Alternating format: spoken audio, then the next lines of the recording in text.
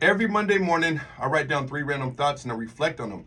This is something I've been doing since my prison days. This little ritual helps me step back and reflect on things before I start my week. Now, let's see if it does the same for you. So, with that said, let's jump into the first thought on my mind this morning. Treat every problem as an opportunity.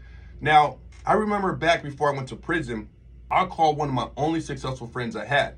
This was back when I was 20. And my circle was made up of mostly criminals. But I had this one friend who wasn't a criminal, and by the age of 20, he was already a successful businessman. I thought of him as a mentor. Anyways, I remember him telling me before I went to prison, find the silver lining. He explained that successful people don't have problems, and it's because they turn every problem into an opportunity to grow. My prison sentence was a huge problem. And at the time, I had no idea how it could be an opportunity. Now, most guys in prison spend their time gambling, drinking, doing drugs, or watching TV. I didn't do any of that. Instead, I spent all those years locked up reading.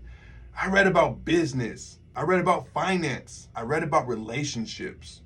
And I exercised 3 times daily. By the time I was finally released, I was a transformed man. I went from being a young kid with that hood mentality to a strong, wise man ready to conquer the world and anything that got in my way. You see, every adversity is an opportunity because every adversity comes with the opportunity to overcome it. And through overcoming adversity, you grow. Okay, moving on to the second thought this morning. Always appreciate what you have. This is one of the most important lessons I learned by going to prison. You don't know what it's like to have nothing until your freedom is taken away. Truth be told, most of us don't even think about freedom. We take it for granted. It's expected.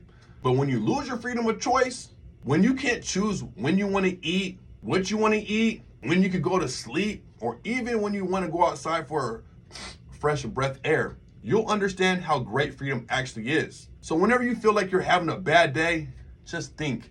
There's millions of Americans living without freedom right now. This will help you gain gratitude and appreciate what you do have instead of focusing on what you don't have. But while we're on the topic of gratitude, you might be wondering, why is gratitude so important? I'll answer that question in my last and final thought this morning. Gratitude has been proven to increase happiness. It's a scientific fact. And it makes sense because it forces you to focus on things you have instead of focusing on things you don't have. In this day and age, gratitude's become more and more rare. How can our little girls or young teens have gratitude when they're comparing themselves to Instagram models with fake bodies? Or how can our young men have gratitude when they're comparing themselves to men with designer clothes and exotic cars and diamond jewelry? With all this going on around us, it's hard to be happy. And it's because our society is becoming more and more materialistic and forgetting what truly matters in life. Sadly, our country values material possessions over anything else. That said, having gratitude is a battle. And it's a battle we can win by focusing on all the good things in our life. Now, I wish I could continue this conversation because it's something I can talk about for hours. But I got to get to work. Have a blessed day.